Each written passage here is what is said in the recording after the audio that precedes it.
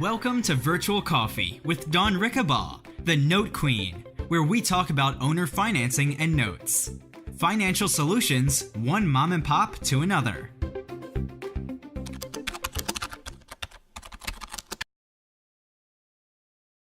Okay, so then we know the guy would have paid $25,000 in cash, but let's just see, I can have someone step in here and so if I say 355 is what they're gonna get, okay, and if this deal, if my investor brings in 355, they get 3 years worth, 36 payments of 3,600, and then at the end, they get paid off 360. Let's see what their yield would be.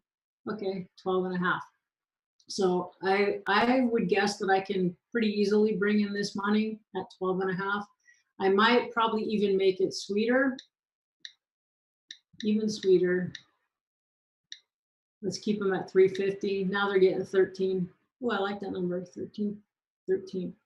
All right, so I think I can sell this. So now what I'm gonna say then, all right, Mr. Seller, your 360 note, but I got to get paid, right? And I got to pay the guy that brought me the deal, right? So basically, I'm going to say, I'll buy that $360,000 note that you have for 330.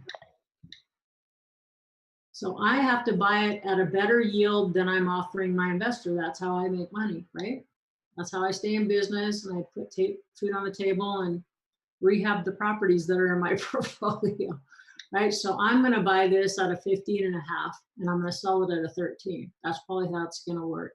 So basically, the investor, whoever comes in, they're going to send 330,000 to title, and the title company to close this deal, to buy the note shortly after it's created, and then I'll have my investor send 20,000 to me, which then I will share where it needs to go. And I take the due diligence costs and that out of my side as well. So you can see that it's a $30,000 discount. It's a little more than than what they would have paid for the 6 points, but it's a lot quicker and easier. My due diligence can happen a lot quicker than a lot of the larger companies, I guess. So anyway, here's an example of where, and then basically the seller's going, well, I don't want to take a $30,000 discount. So what will probably happen is the buyer will probably just have to, come to the table with that to subsidize for any discount, or, maybe the seller will carry a second for them at $30,000, who knows? So there's just some ways that I really like this. Now, it would be really beneficial for me. I would even prefer if the seller would be happy carrying a little bit of it, because I would rather just buy the payment stream and not be full at risk. That would be even safer, and I can create just as much, juice out of the transaction and be less exposed. But in this case, when the seller wants out, a lot of times these people are, 1031 exchanging, and they have needs for cash. But I really like. You've been listening to Virtual Coffee with Dawn Rickabaugh. For more, please visit notequeen.com. Here's another, I'm creating visuals to help understand how I see the playing field.